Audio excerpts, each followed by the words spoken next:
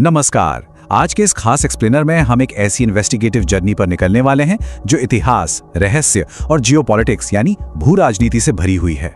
हम बात कर रहे हैं ग्रेट निकोबार मेगा प्रोजेक्ट की। सुनने में तो ये सिर्फ राष्ट्रीय सुरक्षा और विकास का एक और प्रोजेक्ट लगता है ना? लेकिन इसके पीछे कई ऐसी परतें और अनकही सच्चाइयां छिपी हैं जिन्हें सामने लाना बेहद जरूरी है। बिना किसी राजनीतिक पक्षपात के सिर्फ और सिर्फ तथ्यों, डॉक्यूमेंट्स और सैटेलाइट डेटा के आधार पर हम इस विशाल योजना के हर एक पहलू को डिकोड करेंगे। लेकिन इस पूरी मॉडर्न कहानी को समझने के लिए ना हमें इतिहास में थोड़ा पीछे जाना होगा। थोड़ा नहीं बल्कि पूरे 6 करोड़ 60 लाख साल पीछे। किसी भी बेहतरीन हिस्टोरिकल डॉक्यूमेंट्री की तरह जरा उस पल की कल्पना कीजिए जब एक बहुत ही विशाल एस्टेरॉयड हमारी पृथ्वी से टकराया था। उस एक भयंकर घटना ने हमारी दुनिया का पूरा नक्शा ही बदल कर रख दिया था। उस विनाशकारी कॉस्मिक घटना का असर इतना बड़ा था कि धरती की लगभग 75% प्रजातियां हमेशा के लिए खत्म हो गईं। डायनासोर जैसे विशाल जीव भी पूरी तरह विलुप्त हो गए।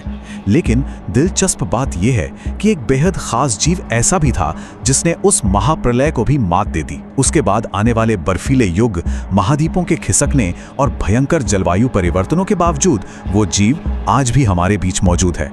तो चलिए इसमें गहराई से उतरते हैं। हम बात कर रहे हैं लेदरबैक सी टर्टल की, जो दुनिया की सबसे बड़ी कछुआ प्रजाति है। इनकी सबसे अद्भुत और हैरान करने वाली बात क्या है पता है? ये दुनिया के किसी भी कोने में चले जाएं, अंडे देने के लिए ये हमेशा बिल्कुल उसी समुद्र तट पर लौटते हैं जहां इनका खुद का जन्म हुआ था।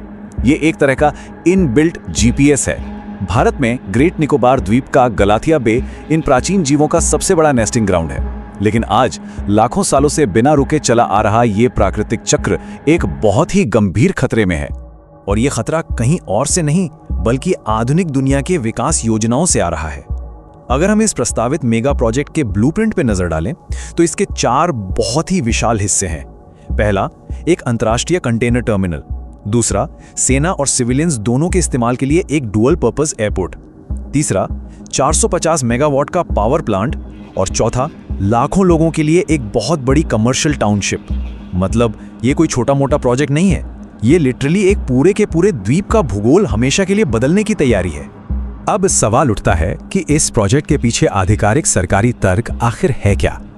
खैर, इसका सीधा कनेक्शन है मलक्का स्ट्रेट से। ग्रेट निकोबार के पास मौजूद ये समुद्री रास्ता दुनिया भर के व्यापार की जीवन रेखा माना जाता है। जरा इस आंकड़े पर गौर कीजिए। ग्लोबल ट्रेड का 30% और हर साल करीब 94,000 जहाज यहां से होकर गुजरते हैं। सरकार का कहना है कि इस अहम रास्ते को सुरक्षित करने और भारत की रणनीतिक ताकत बढ़ाने के लिए ये प्रोजेक्ट बनाना बिल्कुल जरूरी है। अब इस गेटा के बारे में जो बात वाकई दिलचस्प है वो ये है कि इस तथाकथित विकास की असली कीमत आखिर है क्या? सरकारी अनुमान कहता है कि इस प्रोजेक्ट के लिए लाखों पेड़ काटे जाएंगे। लेकिन वही दूसरी तरफ स्वतंत्र रिसर्चर और पर्यावरणविद पूरे दावे के साथ कहते हैं कि ये संख्या लाखों में नहीं बल्कि करोड़ों में है। करोड़ों पेड़। और ध्यान रहे, ये कोई साधारण पेड़ नहीं है, ये सदियों पुराने ट्रॉपिकल फॉरेस्ट हैं जो हमारे लिए प्राकृतिक एयर कंडीशनर का काम करते हैं। इन दोनों दावों के बीच का ये जो भारी अंतर है ना, ये अपने आप में ही कई बड़े सवाल खड़े कर देता है। और बात सिर्फ पेड़ों या जंगलों तक ही सीमित नहीं है। इन घने जंगलों के बीच शोम्पेन जनजाति रहती है। ये भारत की सबसे संवेदनशील, अलग-थलग और बाहरी दुनिया से बिल्कुल संपर्क न रखने वाली जनजातियों में से एक है। जरा सोचिए, जब इस प्रोजेक्ट के तहत लाखों बाहरी लोग इस शांत द्वीप पर आकर बसेंगे तो उनके साथ नई बीमारियां और वायरस भी आएंगे।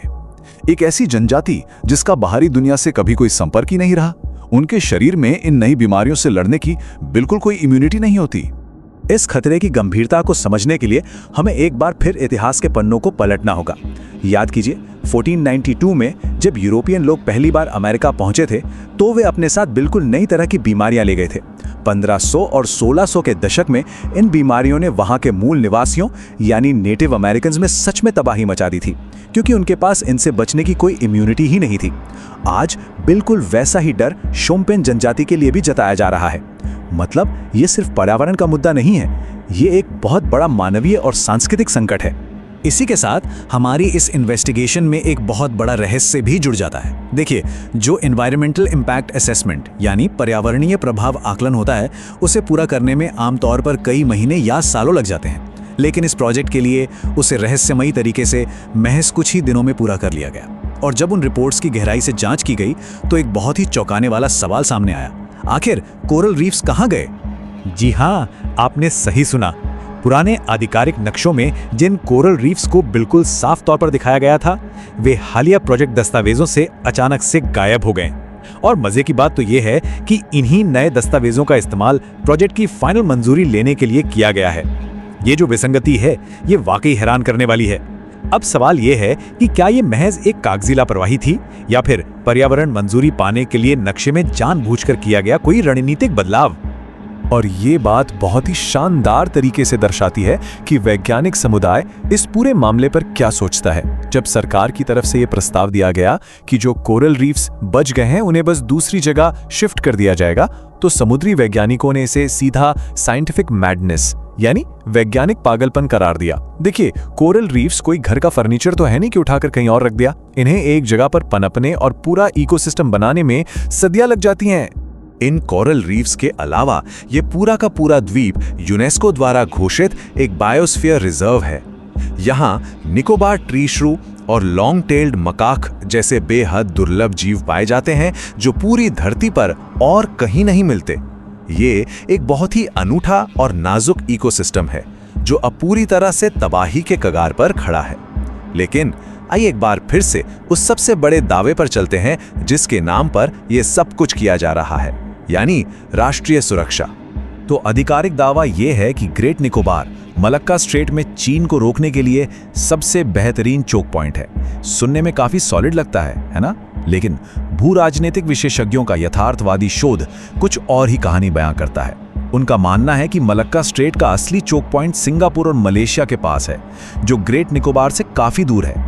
इसके अलावा स्वतंत्र विशेषज्ञों का यह भी कहना है कि इस इलाके में सर्वेलेंस के लिए भारत के पास अंडमान में पहले से ही पर्याप्त सैन्य ठिकाने मौजूद हैं। आइए आगे बढ़ते हैं और देखते हैं कि ये तर्क कैसे बनता है। अगर कोई ये सोचता है कि सिर्फ मलक्का स्ट्रेट को ब्लॉक करने से चीन पूरी तरह घिर जाएगा, तो ये डेटा उस तर्क को काफी कमजोर कर देता है। असल में चीन ने पिछले कई सालों में चुपचाप अपने वैकल्पिक व्यापारिक रास्ते तैयार कर लिए हैं। म्यांमार पाइपलाइन, पाकिस्तान का ग्वादर पोर्ट, सेंट्रल एशिया से तेल सप्लाई रूट और यहां तक कि आर्कटिक रूट भी। इसका मतलब है कि सिर्फ मलक्का स्ट्रेट का डर दिखाकर इस इतने बड़े प्रोजेक्ट को सही ठहराना प्रैक्टिकल नजरिए से काफी अधूरा लगता है।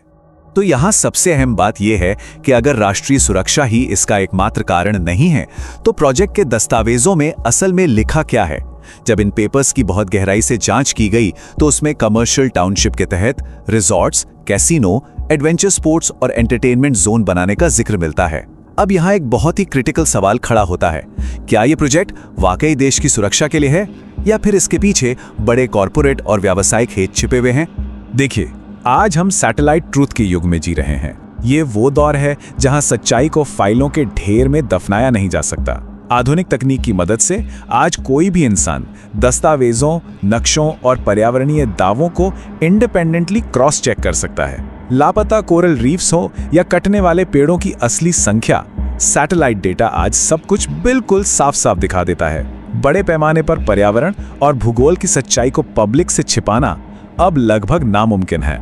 इस पूरे एक्सप्लेनर के अंत में एक बहुत ही बुनियादी दुविधा हमारे सामने आकर खड़ी हो जाती है। सोचने वाली बात है, क्या कुछ दशकों के विकास और कमर्शियल फायदों के लिए लाखों साल पुरानी प्राकृतिक विरासत, दुर्लभ जीवों के अस्तित्व और एक पूरी की पूरी आइसोलेटेड जनजाति को खतरे में डालना किसी भी तरह से जायज है?